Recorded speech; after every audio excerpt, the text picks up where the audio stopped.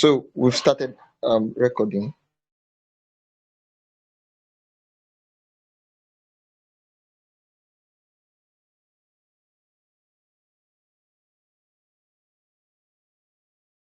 Okay, we started recording. Um, Thank you guys for coming around. This is day one, and okay, about the video, we will be making the videos available. That's the recorded sections will be available on YouTube. So, um, before tomorrow's class, we'll have them available on YouTube. But okay, this is what we'll do. We might not release the recordings. We might not release the recordings so that persons will turn out for the classes.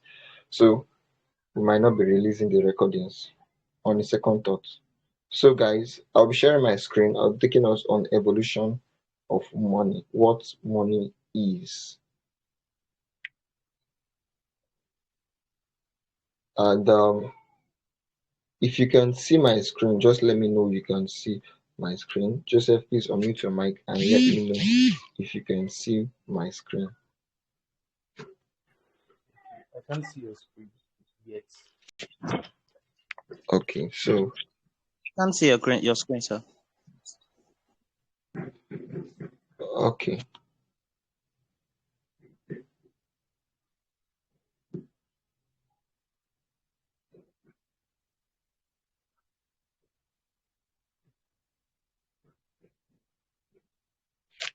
Can you see my screen now? Yes, we can. Yes. Okay, so today the topic before us is evolution of money. So the topic before us today is evolution of money, and we will be taking. Okay, sorry for not introducing myself. My name is Michael Oluwatomi Aronimo. I'm from Kogi State, and before you, what you can see is my bio. I don't think there's need going into that. So let's start with what is money. What is money? Here we have money is a universally accepted medium of exchange. That means it must be universally accepted and it must be a medium of exchange before it can be called money. Hope you guys can hear me loud and clear.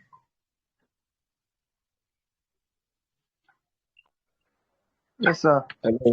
Yes, sir, Okay, we can hear you. okay. So it must be universally accepted. Please mute your mics. Okay. It must be universally accepted before it can be as a means of medium of exchange before it can be termed as money. So, and it's used for transaction, purchase of goods and all. So while we're doing the basics is that so you understand how it transitioned into what it is now. So we are actually trying to break it down from the origin, from the inception. So we don't have the case where you say, okay, I don't know this, I don't know that. That's where I'm picking up from the foundation of what money is. So the second definition is money serves as a unit of account, providing a standardized measure of value and as a store of value, allowing wealth to be saved and accumulated over time. So it is also a means of a store of value.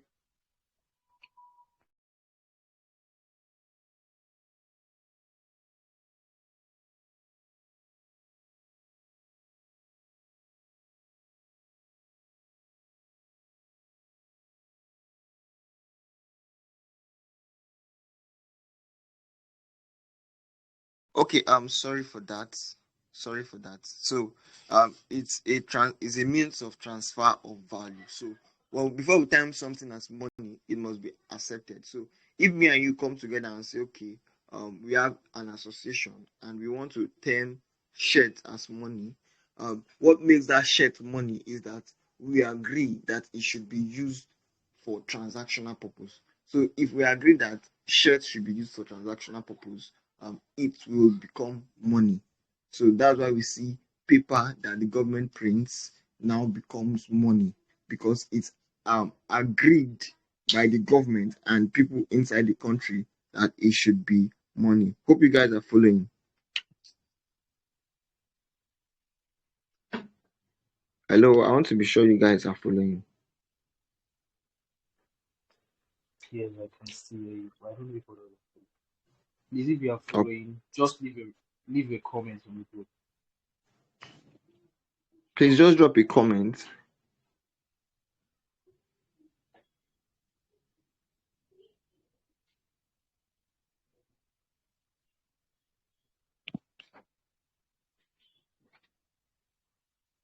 Okay, so um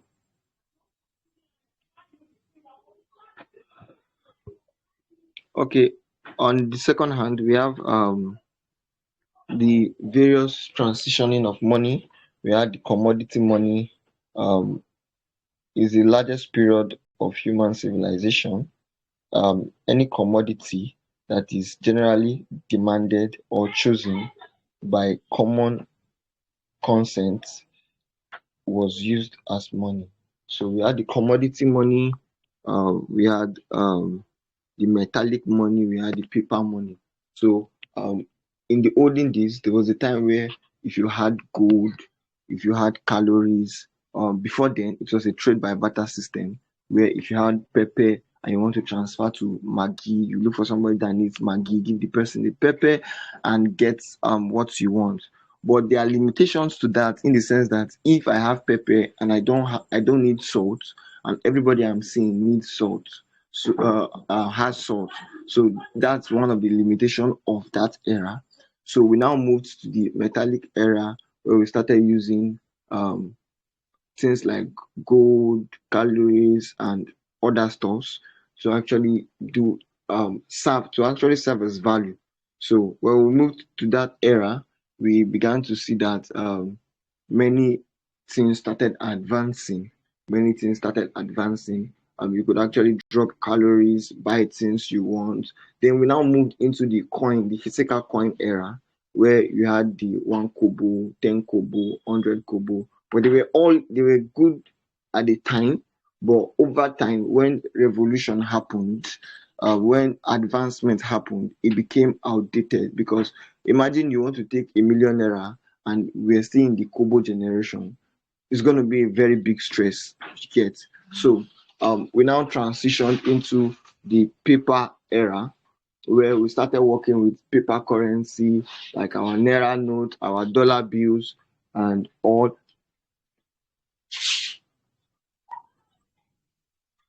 So we started moving into the era where our paper bills, our dollar bills became very importantly used. So currently we are in the era where most persons, okay, as of 20 years ago, if I wanted to move like 100 million in paper, I'll be moving with like 10 boxes or 50 boxes.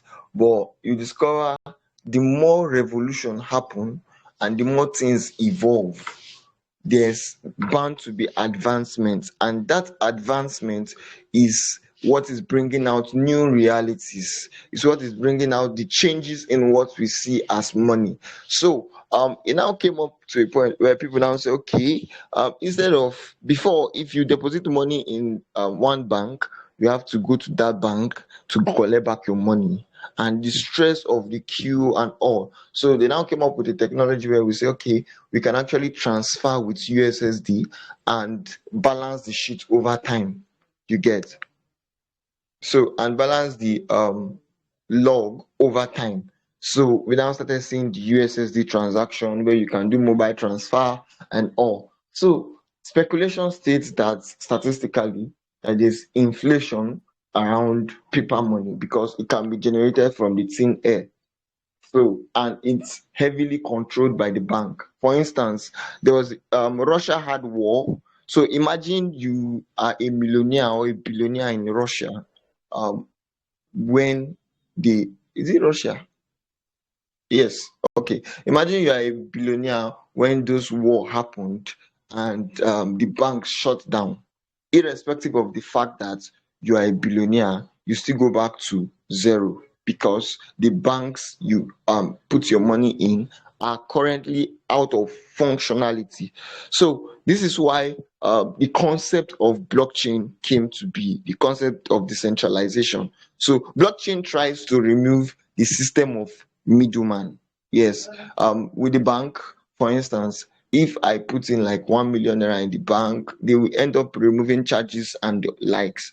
But when you put in money in the crypto space, when you store your money in the crypto space on stables, you could actually hold this money for a long period of time. Although the crypto space is still very early and is volatile, but aside the trading part of the crypto space, we have the career aspect, we have the gaming aspect, we have the art aspect, and a whole lot of aspects in the crypto space. So we've basically moved through the transitioning from the metallic to the paper money. Then now we're in the digital age where you could actually transfer 100 million naira without anybody knowing. But blockchain gives you more secure standpoints. The misconception that has been around blockchain over the while is that most persons, because of the liberty of anonymity. When I say anonymity, I mean ability to be able to be anonymous to some extent. Most persons feel blockchain can be used for fraud, but it's not that easy because you can also be traced very easily. So um, uh, now you could actually, with blockchain, you can have 100 million in your account. No bank is telling you that EFCC will track you, and with that money in your account, you can move from Nigeria to China, you can move from Nigeria to Europe, and still be able to spend that money. Only that some countries have crypto regulations like the way Nigeria did then, but there must always still be a way to spend the money because the money is in your wallet and in your custody.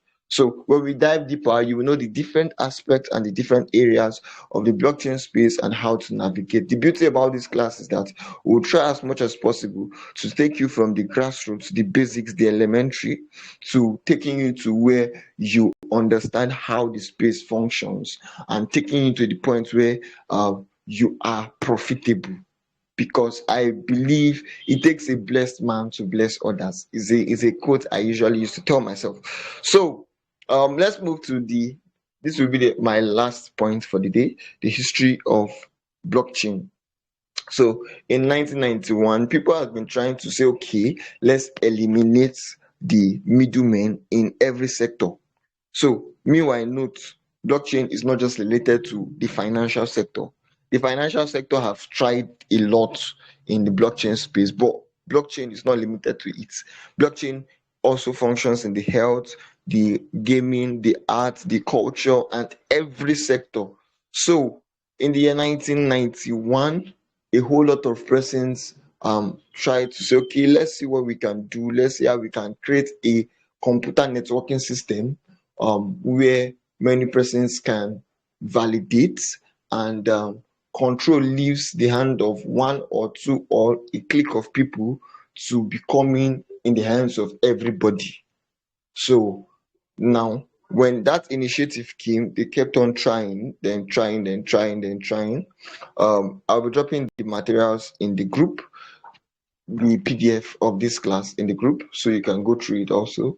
So in 2008 or 2008, 2009, a man named Satoshi Nakamoto. We don't know if it's a man or it's a group of people, but the entity named Satoshi Nakamoto came up with the first cryptocurrency that was successful. It's not the first cryptocurrency that was built, but it's the first cryptocurrency that was successful. That's Bitcoin. So Bitcoin became a decentralized currency where I can move with it anywhere I want to go. It's on my smartphone with the aid of wallets, and I can do transfer. I can, even currently in Nigeria, you can use cryptocurrency directly to pay for your Uber, to cash out to um, your cash bank, to do a lot of things directly from crypto. So, and when they came up with the concept of Bitcoin, Bitcoin came and has done a whole lot of value to people, a whole lot of profit to people, and it's still growing.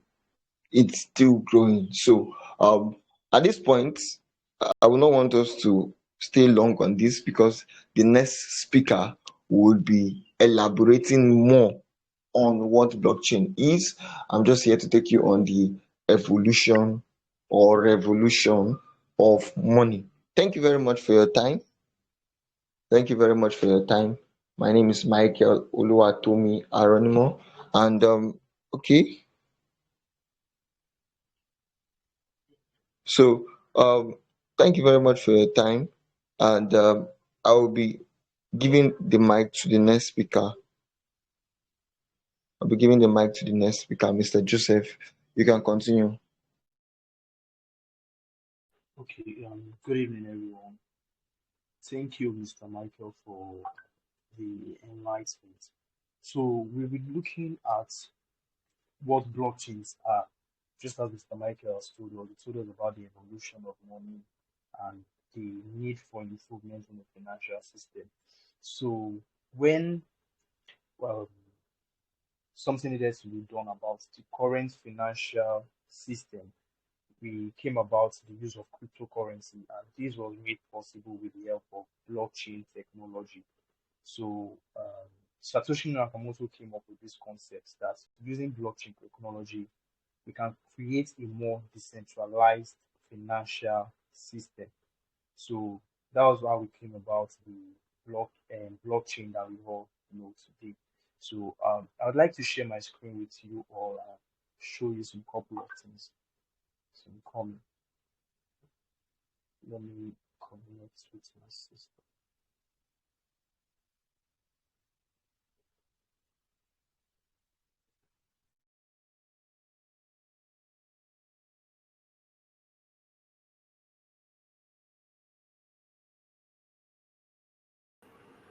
Okay. Please, I hope everyone can hear me. Sure, we can. Louder now. Louder. Okay, okay, okay. So I'll be sharing my screen with us. Let me do that now.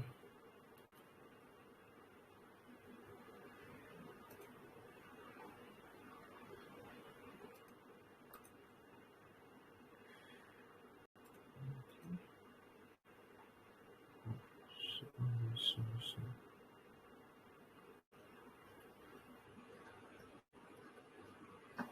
Sorry, I'm having issues sharing my screen here. Okay.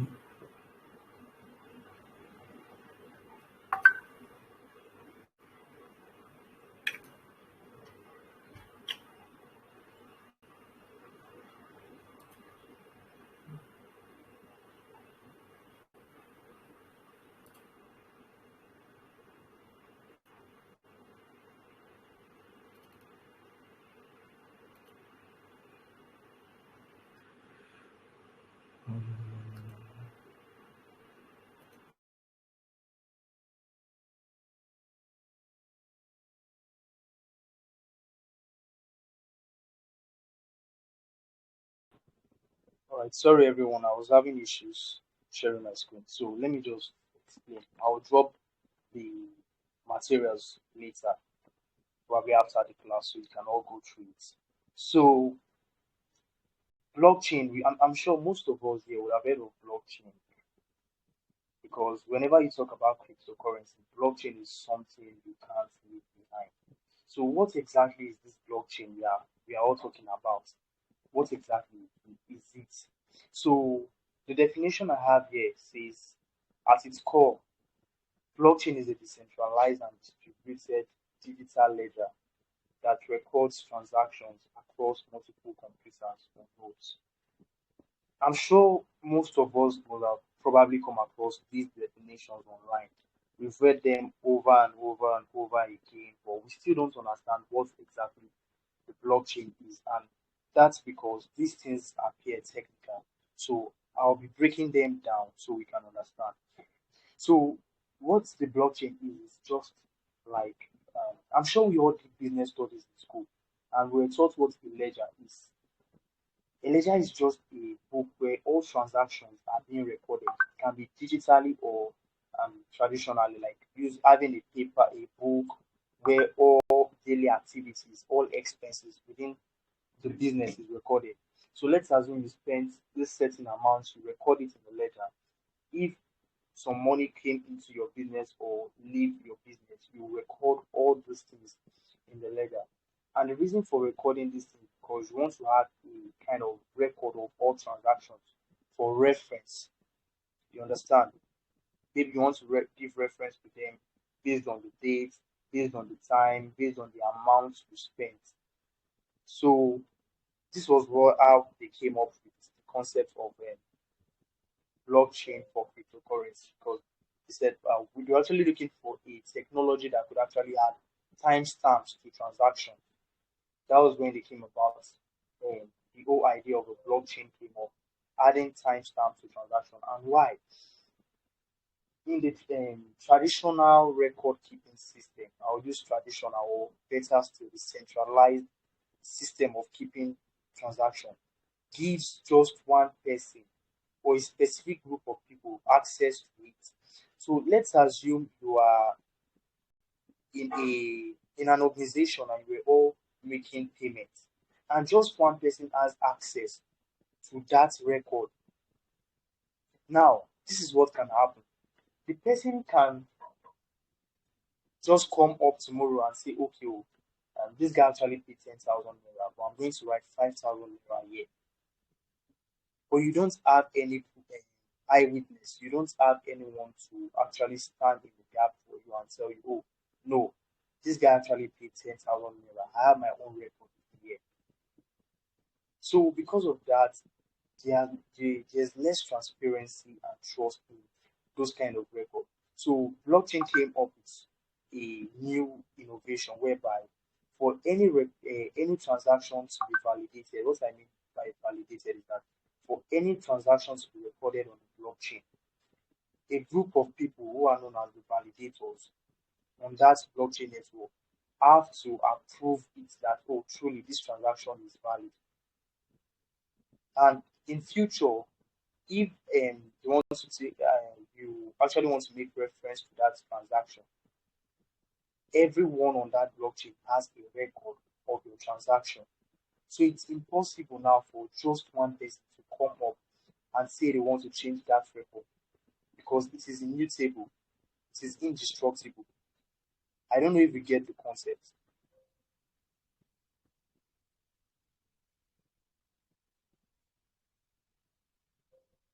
Please, if you can hear me, just leave a message. Do you understand what I'm saying?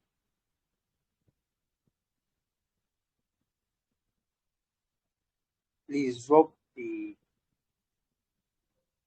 message in the comment section to allow me know if you guys are all following me. Okay. So that's just the benefits of the blockchain. It creates trust. So all these activities that are being carried out is transparent to every one of us. So there's no cause of doubt. So for instance, let's say you have your money in the bank and all of a sudden the bank deducted money from your account and you went there, you're telling them that, oh, this certain amount was deducted from my account. And the bank is telling you no, that they didn't deduct any money from your account. On their system, they could actually manipulate that transaction and show you that they didn't deduct any money from your account. Meanwhile, oh sorry, please just increase the volume from that from my mic. Maybe you hear me better. Is anyone else having that same issue?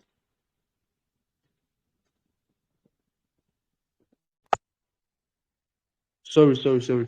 Can you all hear me now? Hope I'm audible enough. Yes, Okay. you are. Sorry. Yeah, sorry. So I was making yes. Now I remember. So let's assume that the bank deducted money from my account and I went there to lay a complaint. And now they are telling me that amount of money I claimed that was deducted from my account wasn't deducted. And they are showing me their own record, which of course they might have manipulated, you understand, to reflect that they didn't take money from my account. In this case, I have no proof because the bank is the one in charge of the record. Like they have their own ledger, they have their own record of transaction. So even if I take that issue to court, what will be used as an evidence might probably be their own record and not, you understand, mine. But if it's on the blockchain, I won't be the only witness to the fact that money was moved out. I mean, the money was taken out from my account. Everyone who is a network participant can also view that transaction at their own end because they have a copy of it. So, for instance, let's say someone took money from my crypto wallet now and sent to his own account. Anyone on the blockchain network can check and cross check if truly money was moved from my account to that person's account. So in a system like this, it adds more trust because we know that, oh, nothing is going on behind our back.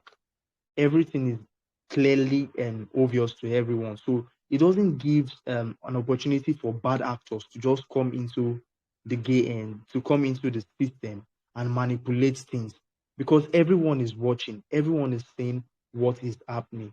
So it's just like instead of giving just one person access to all of this data and all of this information to do as they wish, everyone has access to it. And before any transaction is recorded and validated to be authentic, some group of people who are the network validators on that chain need to approve that transaction and confirm that yes, truly this thing is valid. This information is not a false information. And then it is now added to the existing data. So these informations are added in blocks. So let's say one information was verified and it has been validated. When the next information is coming, it is added to it. So these blocks keep on forming a chain of data. You understand?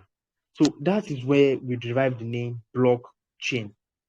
Each information is added to a block, and those blocks are added to each other to form a chain, just like the hydrocarbon stuff for those of us who are science students. So we call it a blockchain. It's a record of information, you understand, stored on a decentralized ledger. Decentralized in the sense that it is not only in the control of one person. No one controls the blockchain. That's a something I want to. Yeah, someone said I'm skipping. Please, can you all hear me? Can you hear me? Yes, now we can. Okay. So these informations cannot be manipulated. So let's go to the types of blockchain. We have two types of blockchain. So, sorry, I want to make something very clear. Most often, people usually confuse blockchain for cryptocurrency. These two things are different. Okay, please, if I'm skipping, can you just leave the call and join? Probably it's a network issue because others said they can hear me perfectly. So it could be a network issue. So you can just leave and join again. I'm sure everything will be fixed. So most often we tend to mistake cryptocurrency for blockchain because cryptocurrency was the innovation that actually brought blockchain to limelight. Like before, blockchain has already been existing before, but just few of us know about it. But when cryptocurrencies came out, it brought up it made blockchain to become even more popular. So cryptocurrencies are digital currencies. What I mean by digital currency is that it's not a money you can touch. You understand? Like you can touch your naira, you can touch your dollars, but you can't touch a cryptocurrency. It's a digital form of money. And you might also be wondering that what makes cryptocurrencies different from your e-naira, because e-naira is also a digital currency as well. Even the money in your account as well is also a digital currency. So it's also a digital form of money. But what makes cryptocurrency different is that it is encrypted and it is not being controlled by a central authority such as the government. So their I would say they are being controlled, or it's being owned by the community. And the community are people like you and I who are holding this currency, because we decide the fate of the cryptocurrency and not the government.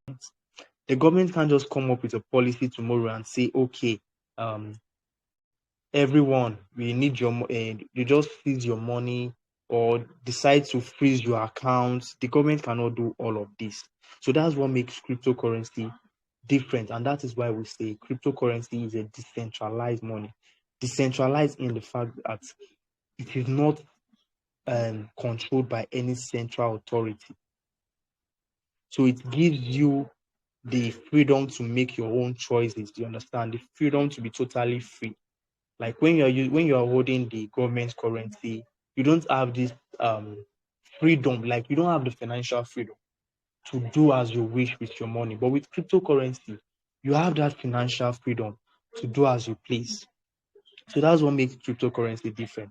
But blockchain is just the innovation on which these things are built. Now, it's just like saying, yes, um, how will I put this? Let's just say, look at something like ChatGPT. You understand? ChatGPT is just like a platform that leverage artificial intelligence. You understand? To allow you come up with ideas and text. You understand? So that's just the same way cryptocurrencies are. It's building on the innovation of blockchain technology to make financial freedom inclusive for everyone. So, what are the types of blockchain? We have three major types of blockchain, which is the public blockchain, the private blockchain, and the consortium blockchains. So, what do we mean by public blockchains? Public blockchains are primarily blockchains that are accessible to everyone. So, what do I mean being accessible to everyone?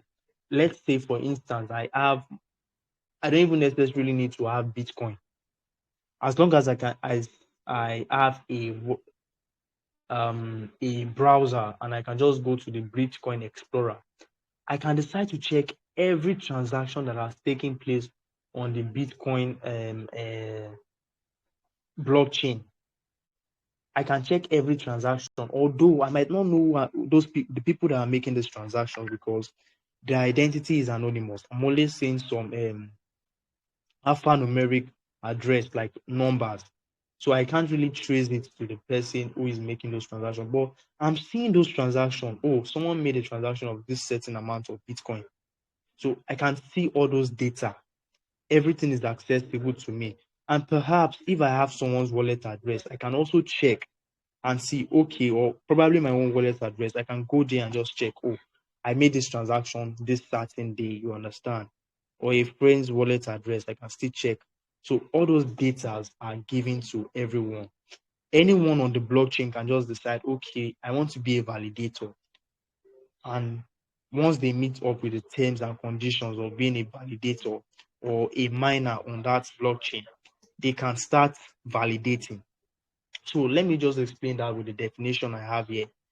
Blockchain and public blockchains are open to anyone who wants to participate. They are decentralized and permissionless, in which meaning you don't need the permission of anyone to access this blockchain. It's free for you to join. So you can join the network to validate transactions and create new blocks. Creating new blocks means you can make transactions on this blockchain. So some of the best examples are the Bitcoin and the Ethereum blockchain, because these two are decentralized and we have a lot of options. The Binance, the BNB network blockchain is there, the Avalanche blockchain, so many more. So we also have what we call the private blockchains. So looking at what blockchain is all about, it's not just the masses that are adopting blockchain technology. Some private organizations and startups are also coming into the system. Like when they saw the whole hype and the whole ball and they see how people are coming in, individuals are coming into the blockchain. They also saw that blockchain could be an opportunity for them to make their systems more organized and in place. So we are having private companies who are also building their own blockchain network. But since they are using theirs for a more like a, will I say, classified purpose, it's not something you are doing for the general public. So they might not want you to know the amount of funds that are coming in or some of their classified data. So this type of blockchain is only accessible to a restricted group of people. And these people are identified by the creators of those blockchains and they are verified by them. And even some, not just anyone can just wake up and say, okay, because I'm a member of this private blockchain, I want to start validating or doing whatsoever. They have to choose some people in some case. So it's more enclosed, you understand? But those are not the type of blockchains where you have cryptocurrencies and for people to invest into. Those ones are more of the public blockchain because the public blockchain is for everyone, but the private blockchain are mostly used for running businesses. You understand? Like for instance, let's say someone like Dangote say, okay, I want to have a private blockchain for my business whereby all our records, all our transactions will be on that blockchain. If any of our staffs need some of these records and they want to work with it, they can easily access it instead of waiting for hours for someone to send the document for them to compile the list. They can always go to the blockchain and get these data as quick as possible. So those who will be able to access this blockchain needs to be added to that blockchain. So there's a kind of restriction when it comes to private blockchains. So let me explain what the definition I have here. I said private blockchains, on the other hand, are restricted to a specific group or organizations. Participants are known and identified, and identities are verified. Private blockchains are more centralized and offer higher privacy and control over the network.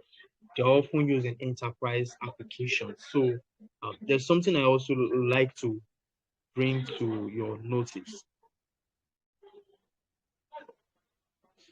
In a public blockchain, I don't know the validators. Like you might be seeing the address of the validators on Bitcoin blockchain and things like that, but you don't know them. And this is one of the good thing about it because the identities of these validators are not revealed. It becomes difficult for someone to just come and say, okay, I want to bribe these validators. I want to, you understand, I want to make them compromise against doing what they should do so that I can be able to, maneuver the blockchain. So because the identities of these people are not revealed, despite the amount of people interacting on the Bitcoin or Ethereum blockchain, it becomes nearly impossible or difficult for those kind of chains to be hacked. And at the same time, it gives people more freedom because no one knows your identity. So you can just move in like you can even move like $2 million now. You might be in Nigeria. Someone will see your transaction, like we won't even know you. So they can't trace you, they can't do anything. So it's more secure. Your banks can't even just as Mr. Michael said, you can easily move money on the blockchain without anyone disturbing you. But if you should try that with your bank, EFCC will come and start looking for you. Then you start to explain yourself and what you do. But on the blockchain, you can do these things because it's anonymous. But on the private blockchain, everyone, all the network participants, they know themselves and their identity is revealed because they need to sacrifice their identity to be verified. So in that type of blockchain, doesn't give them the freedom to be anonymous. So someone might just decide to brainwash or the validators to do their own bidding. So that's why they are kind of will I say less secure. But at the same time, since it's being controlled by a space, the validators are being assigned their roles by the creators as well. So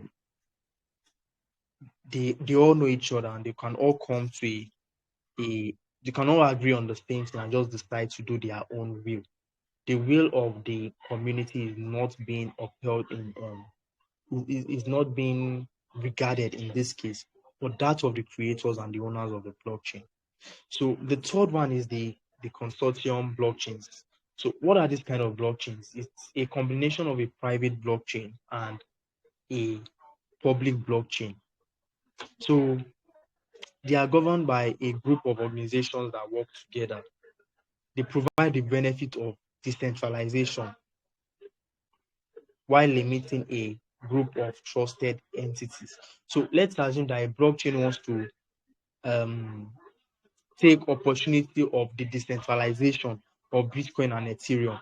And at the same time, they also want to limit this to a limited number of people. They will now go for, instead of going for the private blockchain, which is more restricted, they will decide to just go for these consortium blockchains and just decide to use them to achieve their own goals. So choosing between the private blockchain and the consortium's blockchain depends on the type of business. It depends on what exactly your goals are. So you need to define your goals before deciding on which one to go for. If you know decentralization is something you can forfeit, probably for the kind of things you're going for, then you can stick with that. But if you know you still need decentralization, and at the same time you want to limit the numbers of those who can access your blockchain, then you can go for the consortium blockchain. So let's leave that aside and focus more on the uses of blockchain. So what can blockchain be used for? I'm sure we all know one of the major uses of the blockchain already. So I would like to drop that as a question. Who can tell me one of the uses of the blockchain? Anyone? Like one thing you know that, oh, the blockchain is used for this specific reason. I'm sure we should all be able to know at least this one by now. Considering the 90 days challenge we did and the rest. So I'm sure we should be able to give me at least 2 or 3 uses of the blockchain. So I just want to know if we are following, please.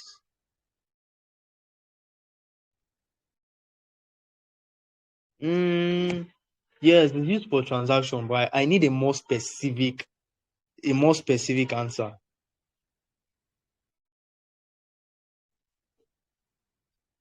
Not no no no no no. It's not this. This is like a general. I need a more specific answer.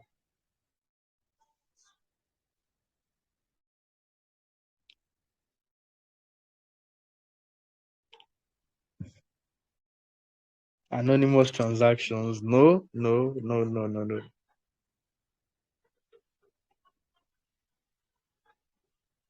One of the use cases of blockchain technology uses it has different applications. Don't go to Google. Okay, okay, okay. Let's just continue with this. Let's continue with this. Okay, some people are typing.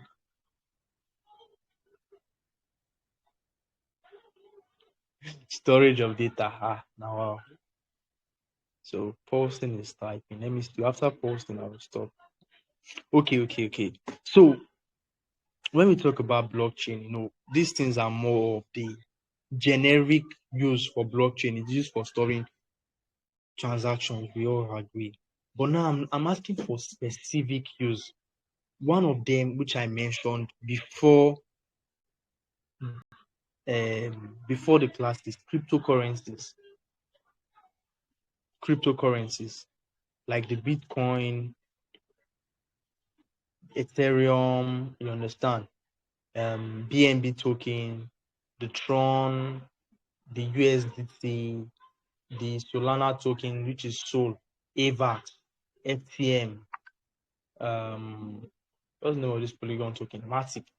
These are all types of cryptocurrency. So these things, they came out from blockchain. Like blockchain is the foundation on which cryptocurrencies are built. All these digital currencies I've mentioned are all built on the transparent and decentralized nature of blockchain. Another thing again is the supply chain management. So when we talk about the supply chain management now, you can totally think of this as how many of us have ordered anything online before? if you've ordered anything online from sites like AliExpress, it might even be your card. I'm sure some of us here we are using OPay, things like that, and you order those cards or something that they need to deliver to you. Blockchain can also be used to record those kinds of things to know if the locations are true, are real. So it can be used to track those goods, you understand, as they are coming over to you. Because this and that's one of the areas whereby there is no transparency. There is no way for people to actually verify if truly this this thing is in the exact location I'm being told it is. So blockchain also creates the opportunity for us to track those things. You can also verify the origin of something, if it's quality enough, if it's the original or the fake. I'm sure you've seen some QR codes, things like that. Blockchain can replace all of those things. Blockchain can literally replace everything you see in the food and in the supply chain management sector. Then another very intriguing aspect in which blockchain can be used, which of course I'm bullish will be seen in Nigeria very soon, considering um, the adoption of blockchain just recently by the Nigerian government, is blockchain in the voting systems. I know this is a very controversial topic because we are all aware that like probably all of the elections we do are not usually free and fair. I hope I'm right because, sure, we can all see what happened during the last elections, that they were rigging in some places, violence, thugs were here and there, they were looting boxes, and we even saw some videos online. You see, blockchain can actually curb all of these things. I was in an event and I was telling people about this. Imagine you don't have to go out to vote. Imagine you could just sit at home with your phone and vote and say, oh, I want to vote for this certain person. And you vote for them. No one knows who you are voting for. It's just between you and yourself. You're the only one who knows who you are voting for. Then, location is no longer a barrier because you're actually voting from your house. Please just give me a minute. Give me a minute.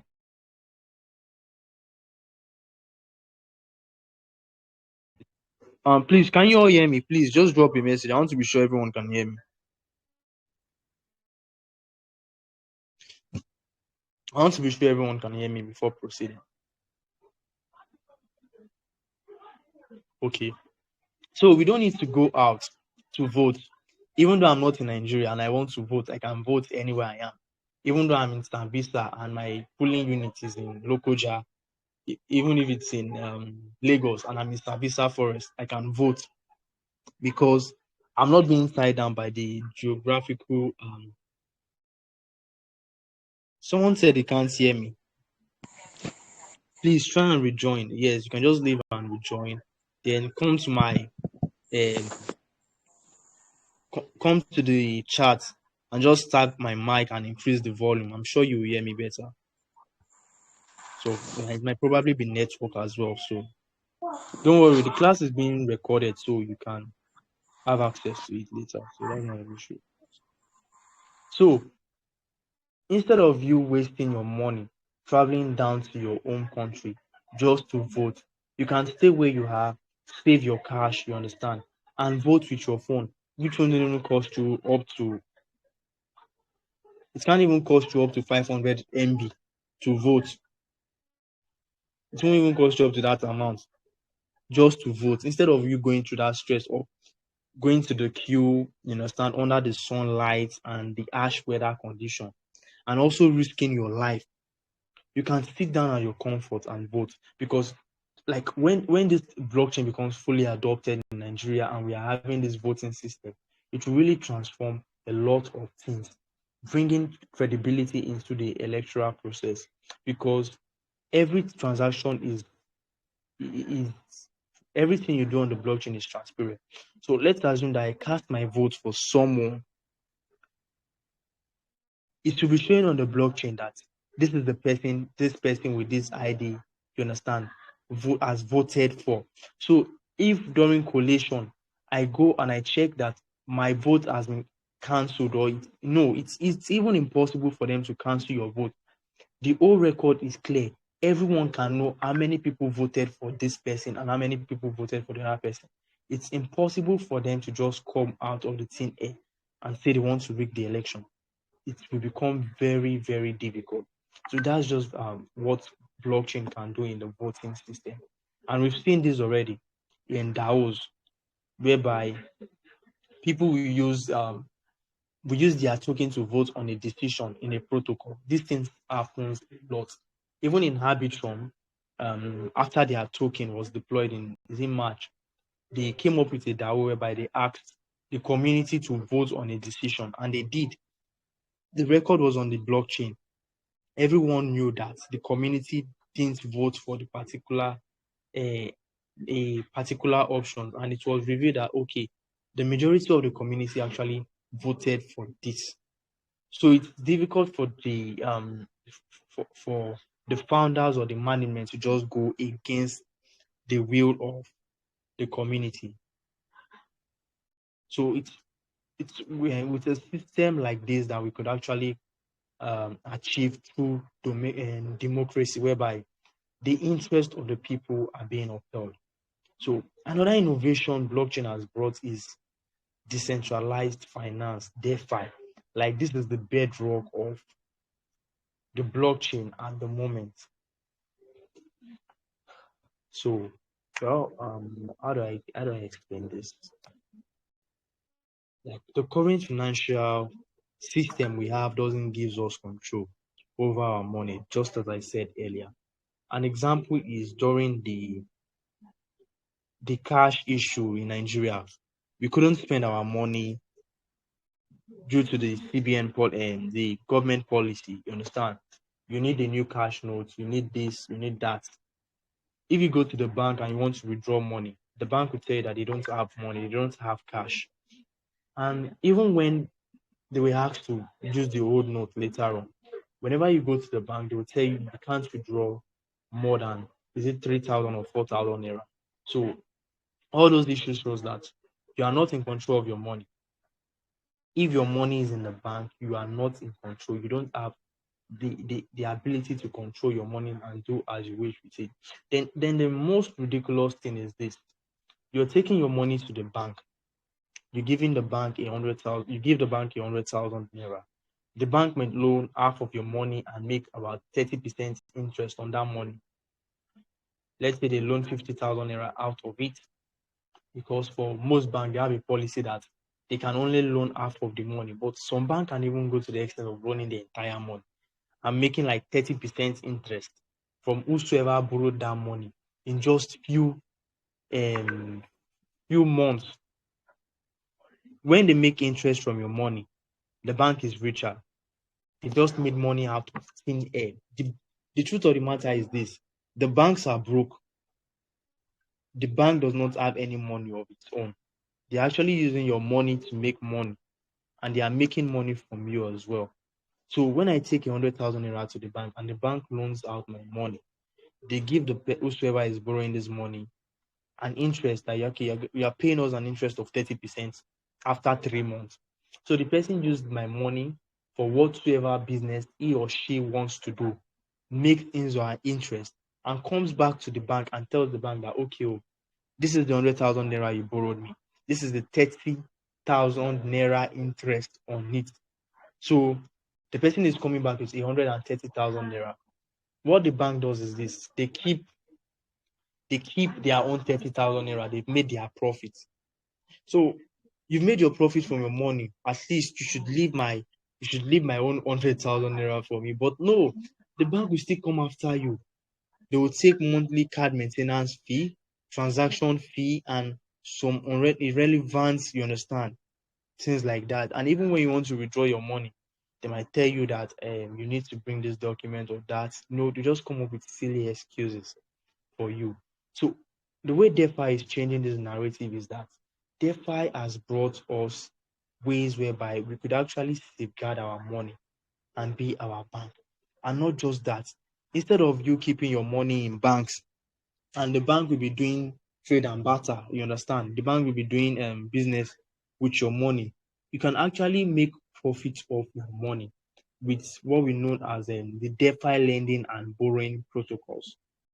So for lending, you can actually lend your money out to someone, and in this case, you have nothing to worry about. Like there are no risks attached because there's a smart contract binding you and that person. You understand? So the person could actually give you a collateral. It could be an NFT or some assets the person needs that they are not willing to sell. They will give that to you. And when you borrow the person the money, the person pays you interest for using your money. They pay you interest for using your money. You can also borrow money from someone, and the rate is not as ridiculous as the rate banks are charging. So it's a win-win for you because you can actually borrow someone your money and you are making profit from it. It's a win-win for the person who also wants to borrow money from you because they can borrow money from you at a very good rate and it's secured. There are also other opportunities for you to also go into things like yield farming and staking to also make returns on your money. So the opportunities in DeFi are limitless. Like it goes beyond what you've known about finance in the traditional system. It's far beyond that, and there are more lucrative opportunities for you to put your money into better use. So it creates an opportunity whereby everyone can be part of the financial system. For instance, let's say you have money and you want to invest your money. Like the current traditional system of finance we all know makes it very difficult for you to put your money into use. So that's why most times people don't have any other option. They either take their money to the bank or just spend their money acquiring things they don't necessarily need. So with DeFi, you can actually put your money to good use, even when you're not in need of it and you're making something while you are sleeping. Like that's the best way to make money. You being able to make money even while you are sleeping. While you are asleep, you are printing money. DeFi is what allows you to achieve this. So another one is the use of smart contracts. Yes, that was made possible thanks to the help of blockchain. So what I would define smart contracts are as they are facilitators, and what I mean by this is that okay, let me use a social media platform like Facebook to explain this. If you're to make a post on Facebook and you press the post button, that post doesn't automatically post. It has to go through reviews, you understand, by Facebook. So they need to check what you're posting, and they are the ones that would decide, okay, if this thing should go on, if this thing should be uploaded or not. So you can see that even in our financial systems, we have intermediaries. If I want to make a transaction, the banks will be aware that, okay, this guy is about to make a transaction, and they'll be like, okay, who are you sending the money to? Things like that. Especially if you are into crypto. Yes, I'm sure this is the proof that the banks are actually an intermediary. They know you are transferring money to someone. They know the amount you are transferring and they know the person's name. So for those of us who, okay, you might not be doing this, but if you are trying to send um, trade cryptocurrencies and you mistakenly write payment for crypto or payment for Bitcoin, they will automatically block your account instantly because they are intermediaries. They are watching what you are doing. You understand? So smart contract came up with an innovation whereby you can actually deal with someone one on one without anyone spying into what you are doing. So if I'm making a transaction with you, it's just between me and you, and the only witness we have is the code. So the way smart contract work is that it works on it executes on a predetermined rule, which is if both sides have fulfilled their own part of the agreement, it automatically acts. So let's say we came to an agreement whereby I say, okay, you have Bitcoin and I have my BUSD or I have my Naira. Once you send, once I send my Naira to you and I confirm that I have sent it and it enters your account, you understand? the smart contract will automatically send your Bitcoin to me. So like that's the kind of scenario. It's not like in a situation whereby you pay for something online like this. Like, okay, let's say I purchased the good online. I sent the money to the seller, and the seller is supposed to send me my goods or the digital item, and the person doesn't send it to me. The person just goes into the thin air. So those are the kind of things blockchain come into, and smart contracts come to do. Has come to do. It creates more trust and more transparency to make the system efficient, and at the same time, it removes any third party from spying into the transaction. I hope you are following. Please leave a reaction or just drop an emoji. I want to be sure everyone is following.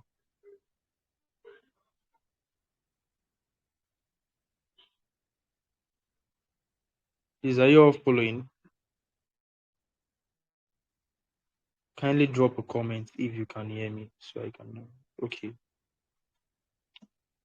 So another area where okay, you're welcome. You're welcome. It's not another area where blockchain has proven very useful is the area of healthcare. So if you've been to the hospital, you would notice that before the doctor attends to any patient, sometimes, especially when it's a very serious and critical issue, they always ask for the patient's and medical records because they need to go through that patient's profile to check if the person has had probably similar issues in the past so they can know what to do instead of running the test over and over and over again. And sometimes, if your medical record is not available, you might need to reach out to maybe the previous hospital or just carry out a test all over. So, this process is time consuming. It's time consuming. But how about if we have a record whereby everyone's profile, medical profile is uploaded, and if any issues like this arise, the hospital can just go over to this place, use the person's ID, and they can get every medical, um, the person's medical profile, you understand, and just check the information, extract what they need, and just go on with the process. So blockchain also makes this possible. You know, I told you it's a record of transaction. Blockchain is not only about finance. So that's just it. Don't just think blockchain is limited to finance. No, blockchain has more potentials than just the financial aspect of things. So this is just one of it, the healthcare sector. So as a doctor, and I have a patient, all I just need to do is come over to the probably a medical blockchain explorer, type in the patient's name, the patient's ID or so, like probably an ID, because everyone will have a unique ID. And the thing will just show me my patient's profile. Oh, this person has this health challenge, this and that. Okay, now I know what to do. We can start maybe probably an operation, or we know the right treatment to start giving to the person. Same thing for students in school. I'm sure you've seen many people who are looking for jobs these days, and they just decide to falsify their records. Probably someone who had F all through his VAEC exam. I just say, okay, I had A, I had B, I had C, and you're coming to look for a job. How do they verify if these informations are true? Because some people actually work these things. So instead of us reaching out to your school, reaching out to WAEC, your result will definitely have a unique ID. What we just need to do is put up that unique ID on the blockchain, and it reveals everything to us where we are seated. These things don't even take up to a minute.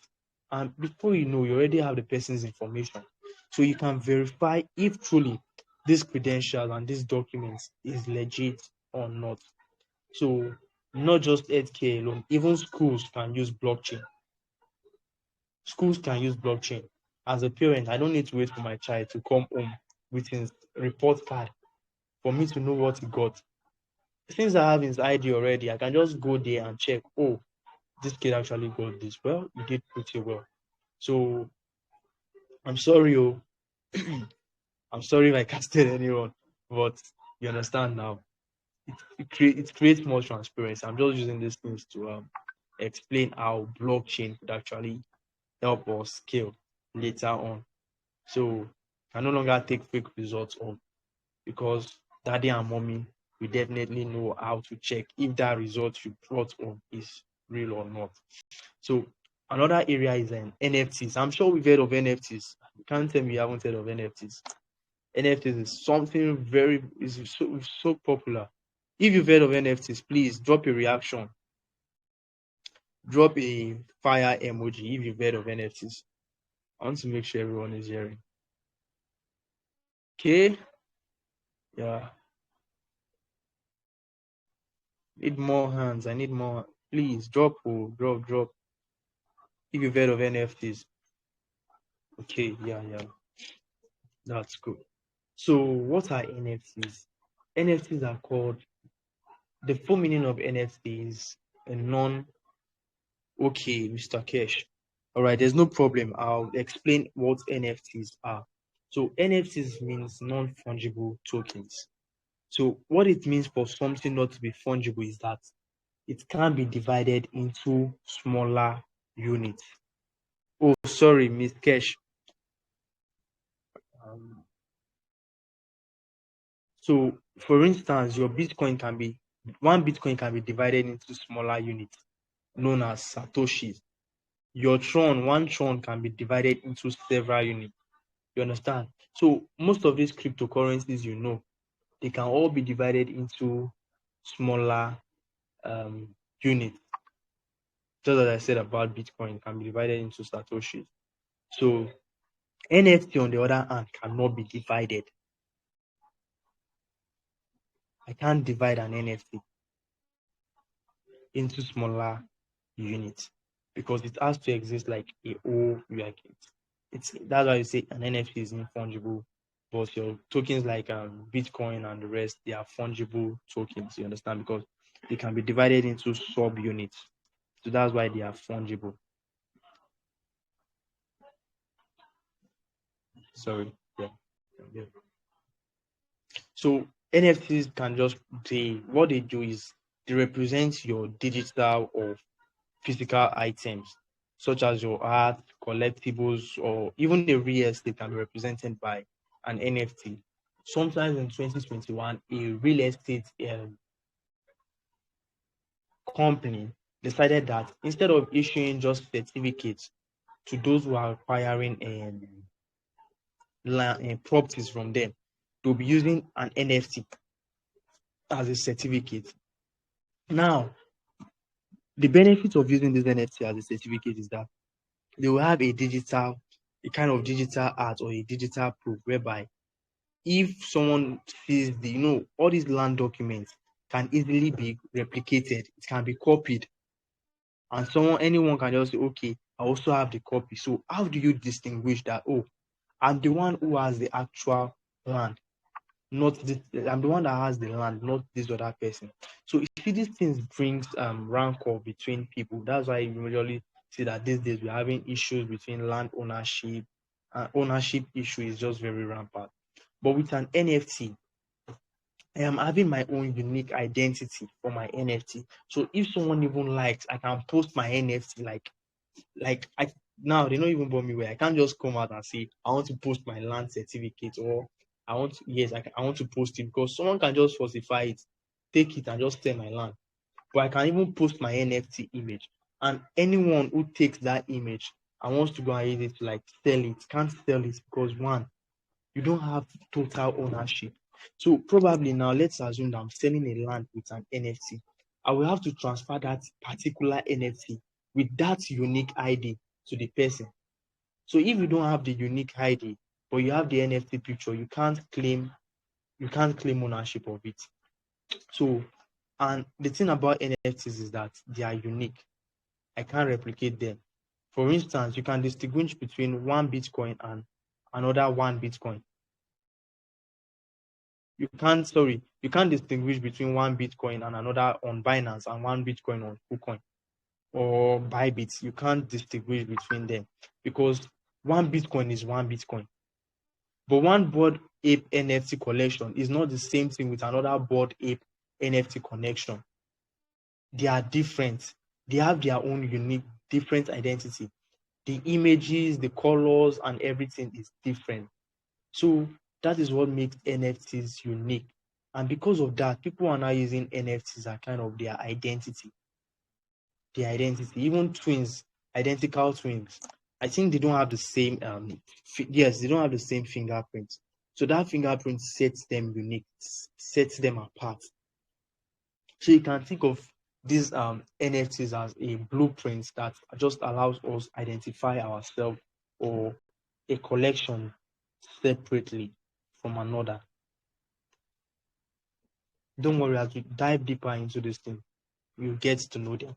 So some NFTs have what we call utilities attached to them that make them worth um, the amount they are worth and makes people willing to spend so much on them because these utilities might probably be the benefit to, you understand, take part in some activities or just flex them for their DP. Or people just appreciate the art, like they see it and they just love it, and they're willing to pay any amount for it. So those are just part of the things that drives the value of NFT. So the next thing we're looking into is GameFi. Yeah, um, I think Mr. Michael was saying this at an event that do you know you can play most of the games you are playing right now and the games you play right now on your phones, Candy Crush, COD, and the rest, and you can make money from it. And so many people were surprised, and this is true. You can play games like the games we used to play that you'll be getting points, you'll be seeing some money. You understand? Some coins like this, and be like, wow, I'm rich, oh, but you can't actually spend this money. Like these things are now they are now stories because nowadays you can make money from these games and you can actually convert it to real cash, like money you can touch. So one of these games is Infinite Exile Infinity that allows you breed some kind of um I won't say monsters, but it allows you to play a game with some NFT collections that you can now even sell them and make more money from them. So as you are playing the game, as you are acquiring points and all of that, you can trade your points for things like USDT. And as you're trading these points for those things, you can now convert it to cash, your fiat currency as well. So gamers now are even making money from from blockchain games instead of wasting your money buying items on COD, and they are not paying you anything. It's even of recent, I heard that if COD just decide that okay, we want to shut down COD, those of you that have spent 100,000 naira, how many thousands or millions buying guns and all of that, you are losing everything you have. You can't use it again because it's gone. So you've lost all your money. So why spend money on those type of games when you can actually play blockchain games? You understand? If you buy an NFT collection on blockchain game, it's yours. You can decide to use it to win battles and make more money, or decide to sell it later on when the value of it becomes high in the market. So, game is also another way people make money from the blockchain, like the new blockchain evolution that is taking over everything. Then we have the metaverse. Well, the metaverse is just let me explain what the definition I have here. The concept of the metaverse refers to a virtual world or universe where people can interact, work, engage in various activities. Blockchain can provide the infrastructure to create a decentralized metaverse, ensuring secure ownership of virtual assets. So there are three movies. Yes, three movies I would like to use to explain this. I'll be dropping them now to know if you've heard of them. Okay, we have games like Exile Infinity, Crypto Kittens, and which other one again? There are many of them. I'll drop a list of them later. I'll drop a list of them. So these are the movies I want to ask if you've watched any of them. There's a movie called Tron Legacy, Player One. This are movies you should all know. Then this last one is something everyone knows. Then Matrix. So I don't know if you know of any of them. Just leave a reaction. Just leave a reaction. If you've heard of any of this, please leave a reaction.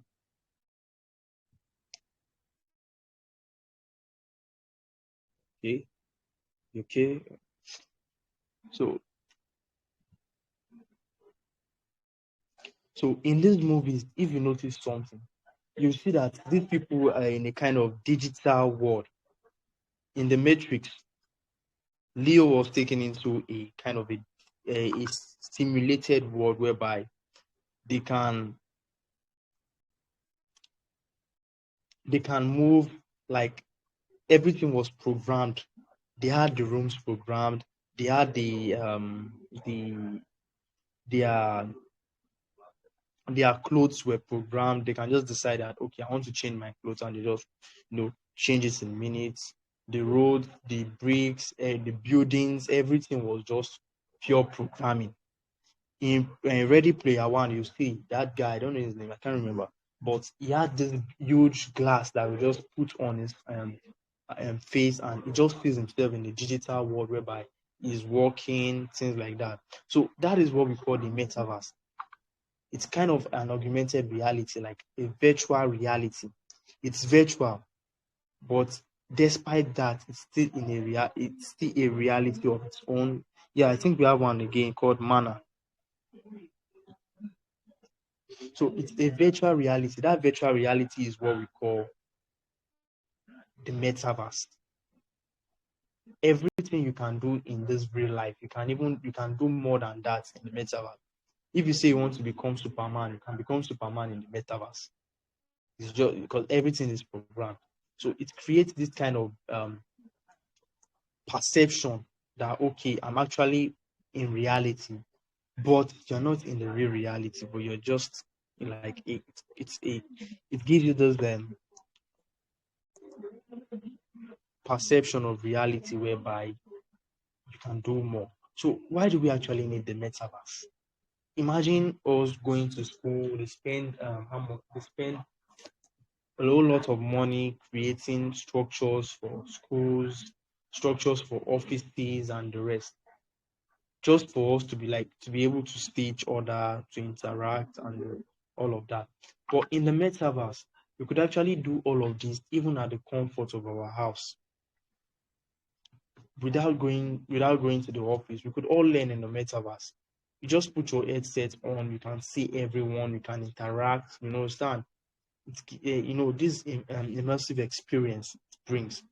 And the way you can get a clear picture of what I'm trying to talk about is this. For gamers, those of you that like playing games, especially COD, Call of Duty, you see how attached you are to that game. Like you are playing Call of Duty, you're trying um to ensure,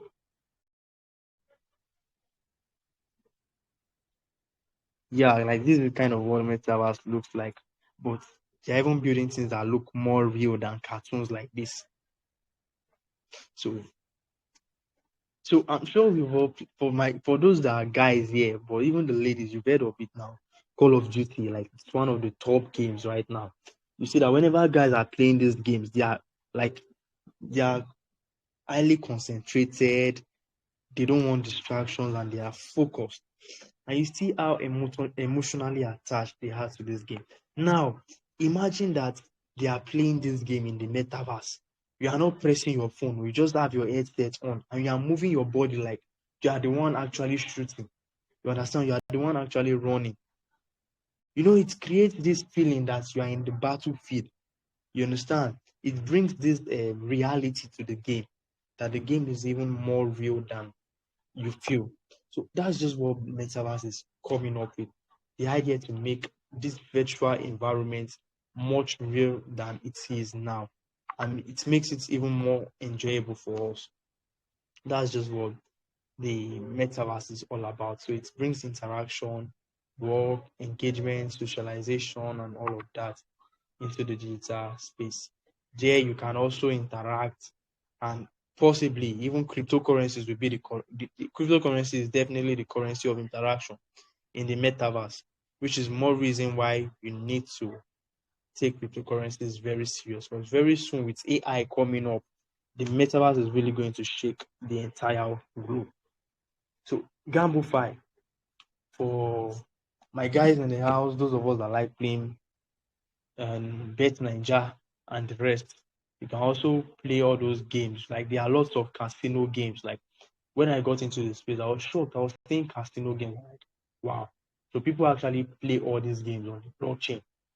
And the benefit of it is this, all these casino games, they are usually prone to manipulations. You understand? Dishonesty, um, rigging, things like this. These are things that casino games and gambling has been known for. But imagine a situation whereby these things is transparent. The records are transparent. The whole process of playing the game is fair. You understand? It makes it even more predictable for you to win. It makes it easier for you to win. Your payout is secured. Um, there are no middlemen in between. You understand? You are being paid directly and instantly. So that's just the advantage of Gamblify. It's just like the Bet Ninja on the blockchain. Bet Ninja now say, okay, I want to come on the blockchain and I want people to be predicting games on the blockchain. So you get paid in cryptocurrency quick and fast. You don't need to go to anyone. So that's just so these are just a few examples on the potential applications of blockchain technology. It's vast, and if we want to continue talking about these things, we won't leave here on time today. So that's just all. I will get the materials ready and I'll send it to everyone on the Telegram group here so we can all access this. So thank you. Please, in case you have questions, you can ask your questions now. You can just unmute your mic and ask your question and I'll answer them.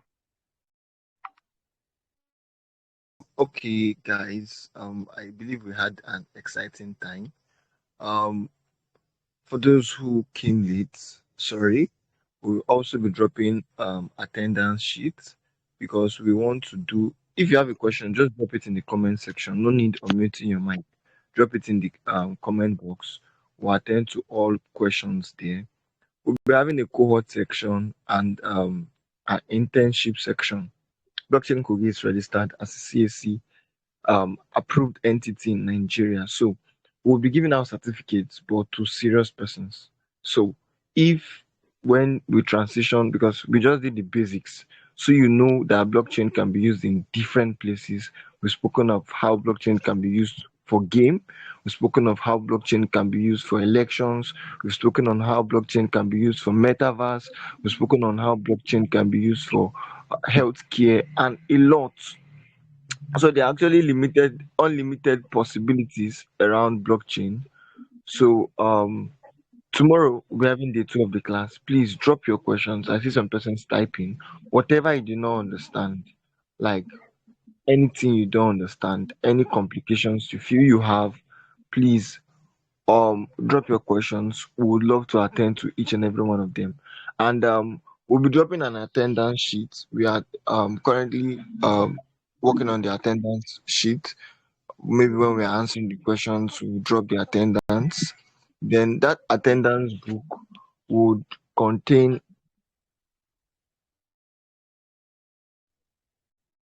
that attendance book will contain everything we need to fill. Then from that attendance book, the people that did not miss the 3 days class would eventually be migrated into the cohorts. So if you have only 5 persons, you've migrated into the cohorts.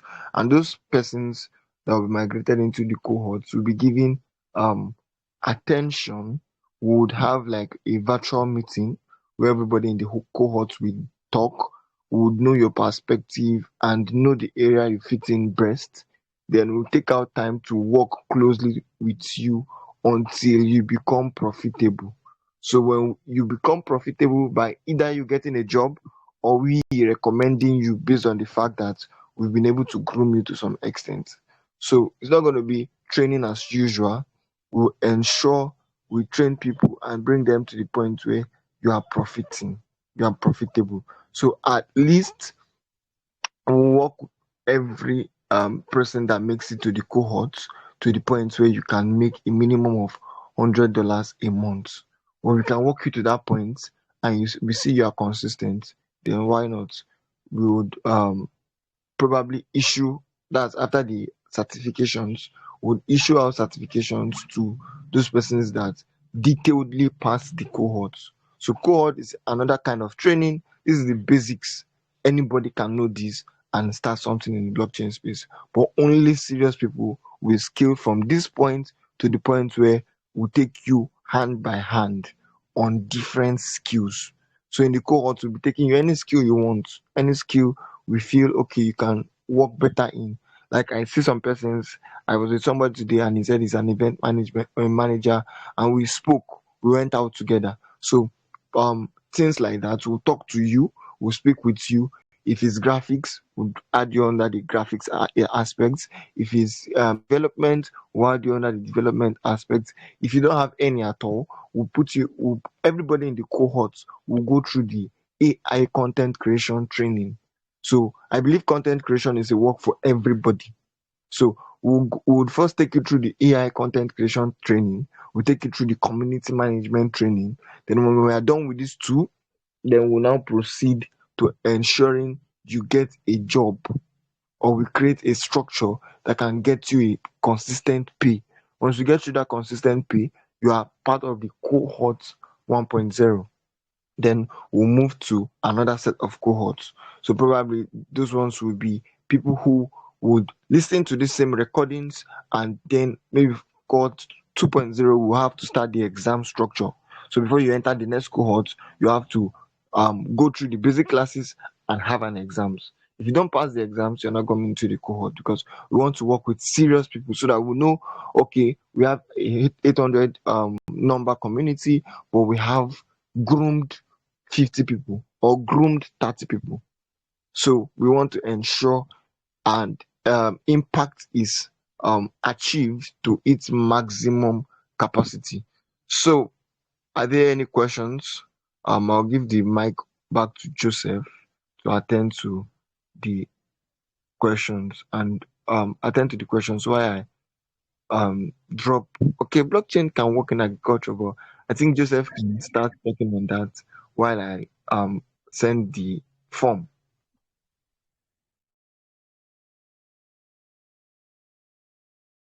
So Joseph, over to you. Okay, so what do you ask me to speak on? Check the group. Somebody dropped a question about agriculture and stuff. Just attend to the questions, and I'll be back in a jiffy. Okay.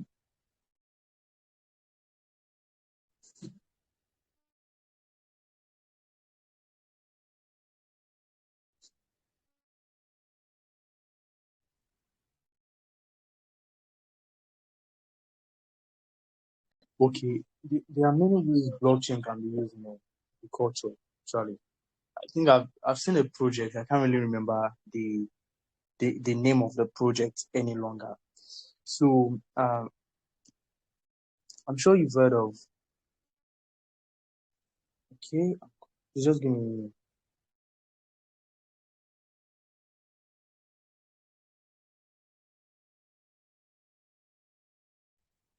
So I talked about supply and supply chain management just now, and how you can use these things to like track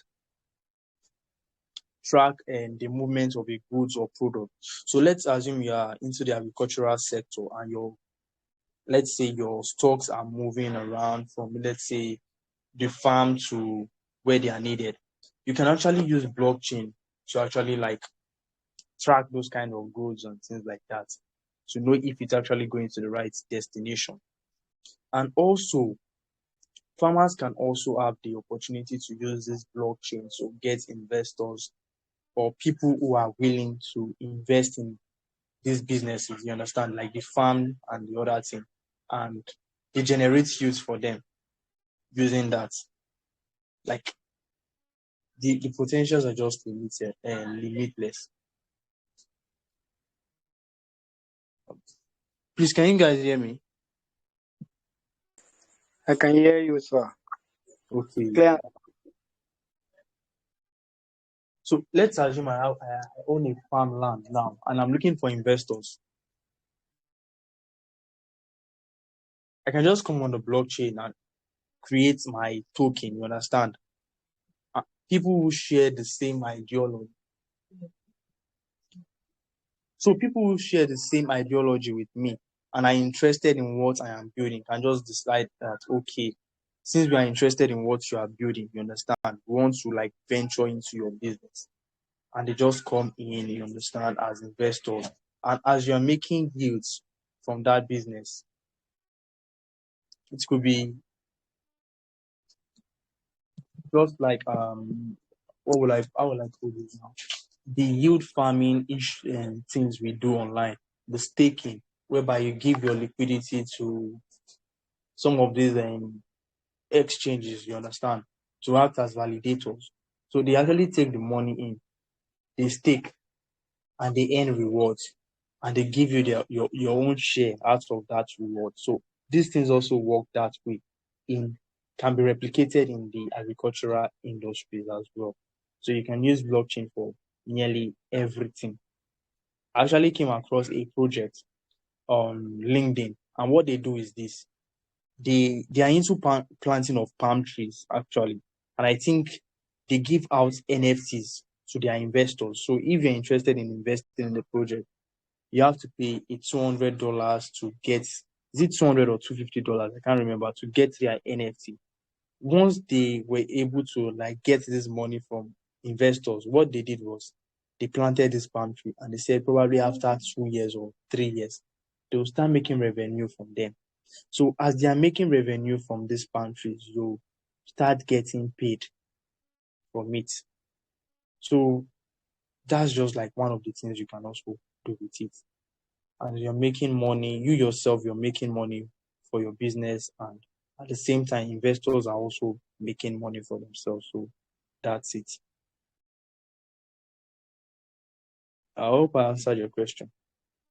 Okay, I think let me drop one or two points. For instance, you made mention of a lot of things. I don't know if most persons know that sometimes foreign companies actually want to they distribute fertilizers to what is it called, to farmers.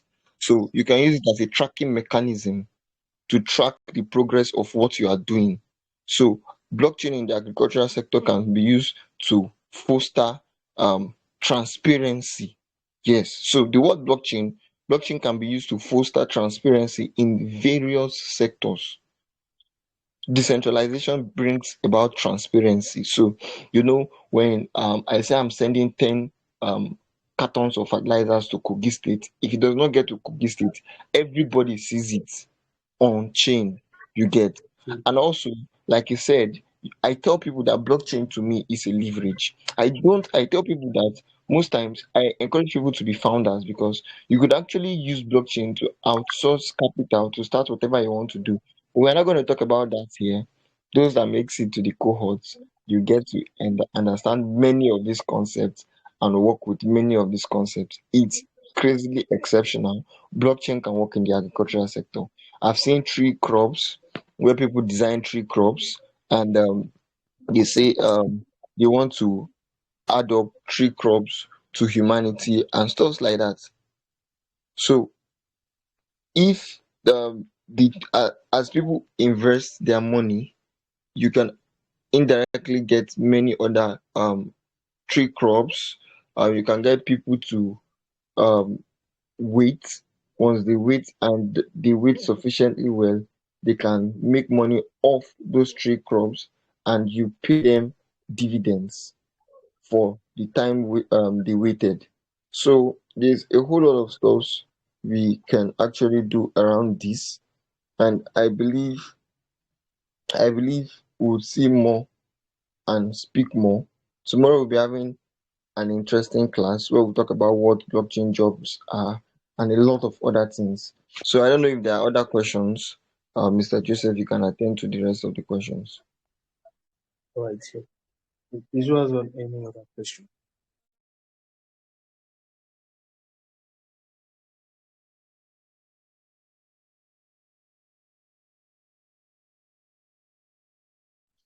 If you have any other question, okay. Someone is raising up his hand. Let me give a Okay, clear to please drop your questions in the comment section. There's a reason why we don't want to unmute anybody. Drop your questions in the comment section. Please drop your questions in the comment section. The person speaking about healthcare, we talked about healthcare in the class. So please, we might not be releasing the recordings. So if you missed it, when speakers drop their materials, you can go through the materials because we want to avoid laxity. So we might not be dropping the recorded section anytime soon, but we'll eventually drop it. So any other question?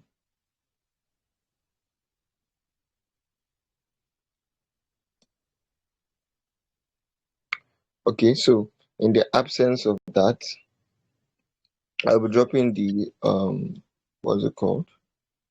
The form. So please just fill once. Just fill once, not more than once. So um exactly 9:20, I'll be taking off the form. So you can no longer fill the form from 9:20. You can no longer fill the form from 9:20. This is 8:50 on the dot. So we've been able to stand out here for closing to two 1 hour 50 minutes or 1 hour 40 minutes. So please take the attendance seriously. Come around for classes. I've dropped the attendance. Please fill it. Okay, a recap of what we spoke about. We spoke about from the beginning of the class, we talked about evolution of money. We talked about money being a means of transfer of value.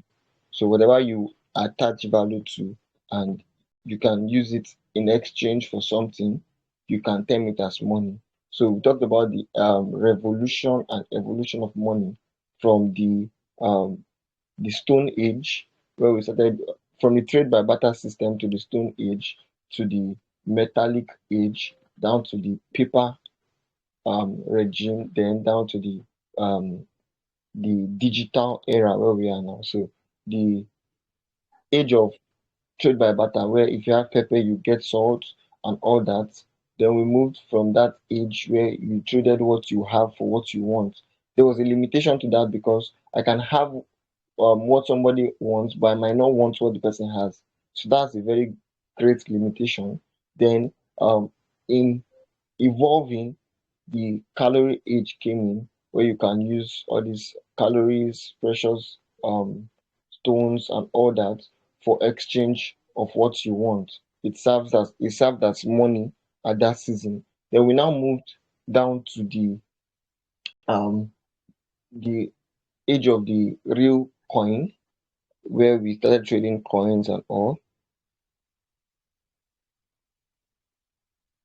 So we started trading coins and all. Then the limitation of that was if you want to do a bulk money, it's stressful. Then we'll move to the paper regime where if you deposit money in Kano State, you do like 3 times the stress when you want to withdraw that money from another state. Except you go back to Kano State, there's when you get a very fast access to your funds. Then we moved from there, then we moved to the digital age where we started seeing banks adopting mobile transfer, where we can now use our touchlight phone to do USSD irrespective of your location. Once you have a normal network connection, you can actually do transfer. Then we gradually migrated to the digital age. So I can now transfer money to anywhere with my phone. But there's a limitation to that also.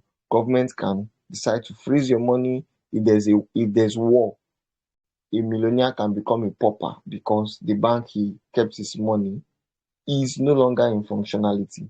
Then we now moved to blockchain where we can now control our funds ourselves. You can now travel over borders with your money in your control. So now I can come to Nigeria and transfer my money um to a boat driver. Currently, you can use boats. You can buy some things in some shops. You can buy electronics with crypto currently. So if I can come to Nigeria and use my cryptocurrency to run transactions, go to US, I can still use my cryptocurrency to run. Go to Dubai, I can use my cryptocurrency to run transactions. It makes life easier, you get. But beyond the financial aspect of blockchain, blockchain can be used in other aspects like the gaming. That was what he explained. He explained the types of blockchain: the private blockchain, the public blockchain, the consensus blockchain, the hybrid blockchain. So he explained those types of blockchain. But we now moved to uses of blockchain, where we spoke about the election aspect, we spoke about the NFT, that's the art aspect. We spoke about the metaverse. We spoke about the GameFi. We spoke about the GambleFi and the likes of that. So that's a brief summary of majority of the things we did today. So please and please, I want to admonish each and every one of us. We started a process. This is a process. So whatever you don't understand, we'll be dropping assignments. We'll be dropping assignments, and the assignment is going to last for 24 hours. So once we drop our assignment this evening, by tomorrow, once the class is starting, the first 10 minutes of the class used to submit your assignments, or to come online tomorrow, anything from 5 p.m., you can start submitting your assignments. Would draw a structure where you submit your assignment to somebody, not on the group, so that we would avoid the fact that people can now come and copy somebody's assignment and they do it.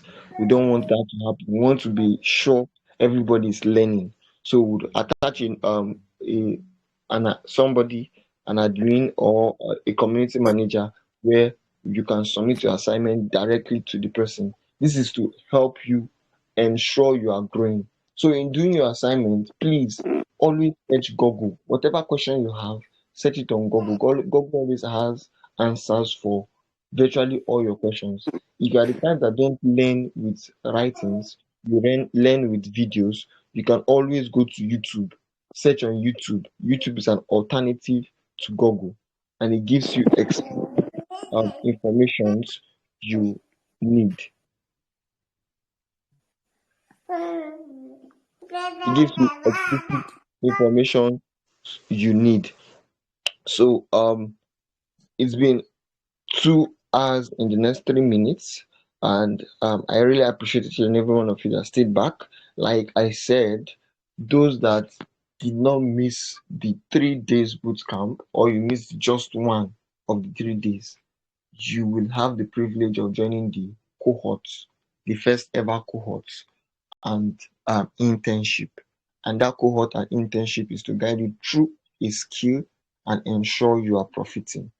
So tomorrow we'll be moving up to something more attractive and more advanced.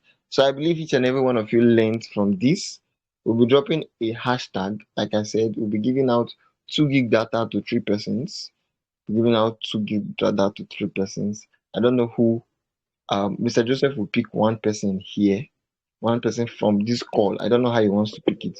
You pick one person from this call, then the rest persons, the notes you have, you did your write up, send it to um send a snapshot of it to Mr. Joseph. The first person to send the snapshot will be our second winner. Then the third winner, you take the hashtag we'll be dropping, use that hashtag, go to Twitter or Instagram, post about what you learned, a write up of what you learned, copy the link. The first person to send it to Mr. Joseph. No, no, the 10th person. Yes, let's use number 10. Let's not use number 1 so that to encourage people. The number 10 person to send it to Joseph will be the third person on the giveaway. And we want to give out the data before 12 midnight today. So please and please let's speed up the process and ensure we get it. Thank you very much. Have a nice day. And I think I will drop the links, the hashtag. I think that should be the last thing I will do now. I'll drop the hashtag we'll be using. You can use it on any social media you have, whether Twitter, um, Instagram, or LinkedIn. But ensure you post something with the screenshot proof that you are in the class. Screenshot the live class and add hashtags to it. Um, thank you very much for your time. I believe we did not waste the few hours we spent here. We will do more, we would scale more, and would offer more value. The assignment, about the assignment, we'll be dropping the assignments here also. We'll be dropping the assignments here also. And please ensure you um you fill the the attendance sheet. Ensure you fill the attendance sheet. Please ensure you fill the attendance sheet. That's the only proof that you attended the class. So ensure you fill it by 9:20. You can no longer fill the one again. You can no longer fill the one again by 9:20. Thank you very much. Have a nice night. I just dropped the hashtag you will be using. Good night, guys.